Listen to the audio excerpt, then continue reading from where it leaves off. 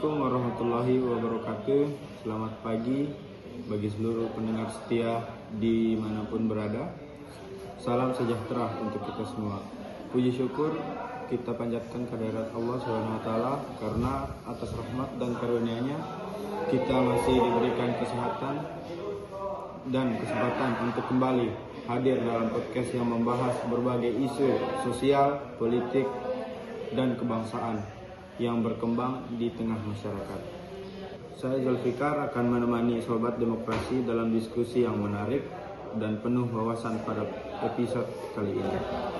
Tema yang akan kita bahas adalah politik dinasti di Nusa Tenggara Barat antara hak, politik, demokrasi, dan tantangan regenerasi.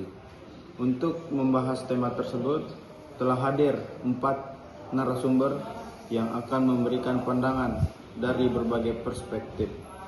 Pertama, ada Mas Arif di samping saya, Arif Maulidan, yaitu salah satu tokoh masyarakat di NTB. Terima kasih. Saya merasa senang dapat hadir dan berdiskusi mengenai isu politik yang sangat relevan bagi perkembangan demokrasi di daerah kita. Dan untuk narasumber yang kedua ada Saudara Mas Cahyadin yang akan mewakili pandangan generasi muda. Terima kasih atas kesempatannya. Semoga diskusi ini menjadi ruang belajar bersama bagi kita semua. Dan narasumber yang ketiga ada Saudara Mas Fadel Arif, yaitu salah satu mahasiswa dan pengamat politik di salah satu daerah yang ada di NTB. Terima kasih atas kesempatan yang diberikan. Saya berharap diskusi ini dapat memberikan pemahaman yang lebih luas mengenai dinamika politik dan demokrasi di Nusa Tenggara Barat.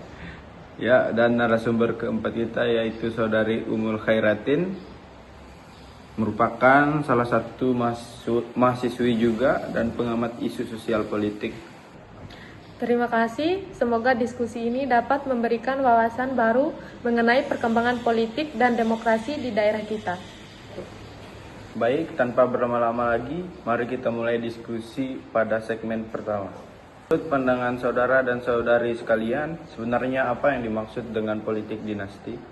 Sederhana, politik dinasti adalah kondisi ketika kekuasaan politik berada atau berputar dalam lingkaran keluarga tertentu.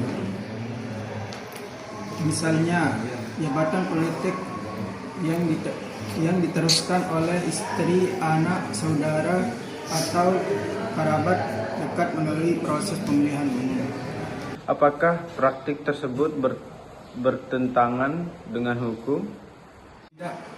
Konstitusi Indonesia menjamin hak setiap warga negara untuk dipilih memilih. Yang terpenting adalah proses tidak berlangsung secara adil, terbuka, dan bebas dari pergaulan kekuasaan. Saudara Cahyadin, bagaimana pandangan generasi muda mengenai fenomena ini? Generasi muda lebih menekankan kualitas dan kompetensi. Kami tidak hanya melihat nama besar keluarga, tetapi juga integritas, gagasan, dan kemampuan calon pemimpin dalam menyelesaikan persoalan masyarakat. Saudara Fadel, bagaimana pandangan Anda? Menurut saya, politik dinasti adalah fenomena yang tidak bisa dihindari dalam demokrasi. Namun, masyarakat harus tetap kritis agar proses politik tidak hanya didominasi oleh kelompok tertentu dan tetap membuka ruang bagi lahirnya pemimpin baru. Saudari Umul, bagaimana pendapat Anda mengenai politik dinasti? Menurut saya, politik dinasti tidak dapat langsung dinilai baik atau buruknya. Yang terpenting adalah bagaimana demokrasi berjalan secara sehat dan masyarakat memiliki kebebasan untuk menentukan pilihannya. Bagaimana perkembangan politik dinasti di Nusa Tenggara Barat? Beberapa tahun terakhir, politik dinasti NTB mulai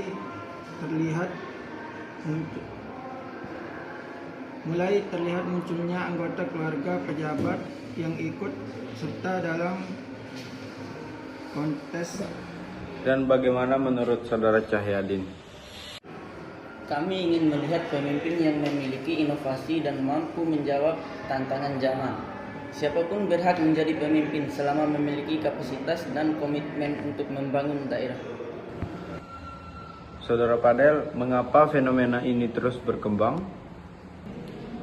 Menurut saya, karena keluarga politik umumnya memiliki modal sosial, jaringan, dan modal populasi yang kuat. Selain itu, dukungan partai politik juga menjadi faktor penting yang membuat mereka lebih mudah masuk dalam kontestasi politik. Sedangkan Saudari Umul, bagaimana pendapat Anda mengenai isu tersebut? Oke, menurut saya itu generasi muda menginginkan demokrasi yang lebih terbuka dan kompetitif. Kesempatan menjadi pemimpin harus dimiliki oleh semua orang, bukan hanya kelompok tertentu.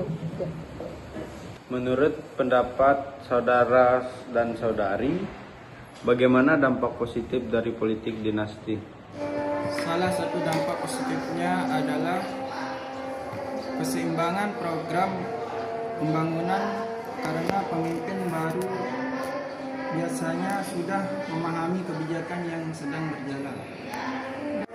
Jika pemimpin tersebut kompeten dan berintegritas, maka keberlanjutan pembangunan dapat memberikan manfaat bagi masyarakat.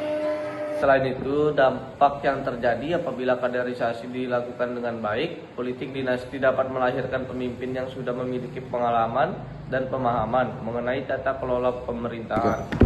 Dan dampak yang terakhir, yaitu yang paling penting, adalah tetap mengedepankan prinsip meritokrasi, yaitu kemampuan dan kualitas seseorang. Apa sih dampak negatifnya? Pertama, dampak negatifnya adalah risiko terbesar adalah berkurangnya kompetisi yang sehat serta potensi penyalahgunaan kekuasaan. Hal tersebut dapat menurunkan kepercayaan masyarakat terhadap demokrasi dan menghambat munculnya pemimpin-pemimpin baru. Politik dinasti bisa juga berpotensi menciptakan ketimpangan akses politik karena kandidat di luar lingkaran.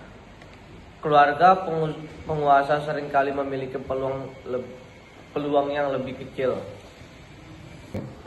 Dan dampak negatif yang terakhir dari politik dinasti yaitu proses regenerasi kepemimpinan menjadi tidak maksimal karena kesempatan politik tidak tersebar secara merata. Oke, apa langkah-langkah yang harus dilakukan oleh saudara dan saudari agar demokrasi di Nusa Tenggara Barat tetap sehat?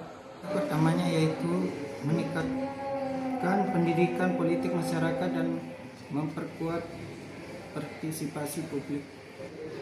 Langkah keduanya, generasi muda harus aktif dalam organisasi, kegiatan sosial, dan ruang-ruang demokrasi. Baik, partai politik juga harus melakukan kaderisasi yang terbuka dan memberikan kesempatan yang sama kepada seluruh masyarakat. Dan langkah terakhir, masyarakat harus memilih pemimpin berdasarkan kapasitas, integritas, dan program kerja, bukan semata-mata karena hubungan keluarga.